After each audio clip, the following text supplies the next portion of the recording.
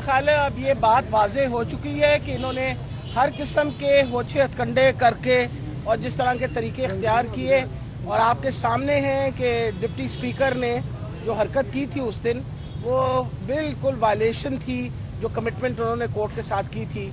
और उम्मीद है कि इंशाल्लाह आज सुप्रीम कोर्ट जो है वो डिसीजन दे देगा अपना और इंशाल्लाह पंजाब के अंदर जो है वो हुकूमत हमारी बनेगी।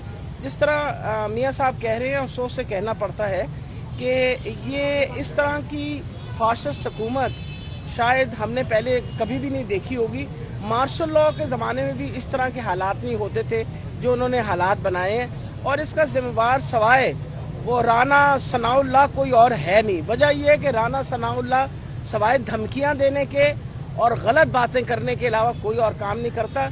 मैं तो हर मरतबा जब भी मौका मिलता है तो मैं राना साहब को एक पैगाम देना चाहती हूँ, राना साहब उस उधर से निकलें, उसके लिए में से बाहर आएँ, तशरीफ लाएं, फिर हम आपको बताते हैं कि आपके साथ क्या होगा। यहाँ इस वक्त लोग गुस्से में हैं, इतनी परेशान हैं, लेकिन इंशाल्लाह हम इंतज़ार करेंगे। आज हमें बहुत उम्मीद है कि कोर्ट जो है वो सही किस्म का एक फ़ैसला करेगी और वो फैसला जो है वो अवाम के हकूक़ के बारे में है।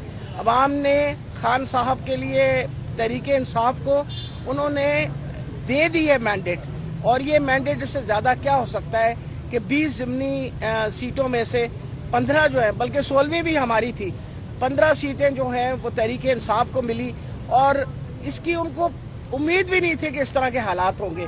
हमें पता था कि किस तरह इस वक्त कौम खड़ी हुई है और कौम ने निकल के और अपना मैंडेट दे दिया है और इंशाल्लाह यही मैंडेट कामयाब होगा। ठीक है।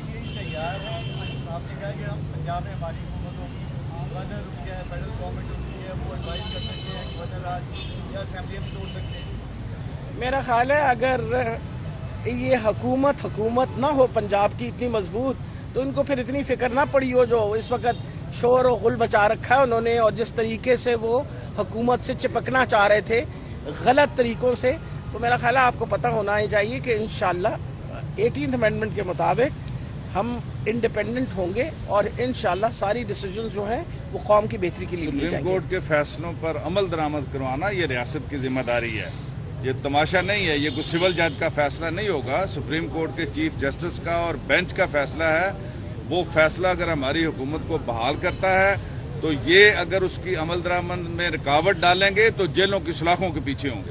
इंशाल्लाह। Thank you.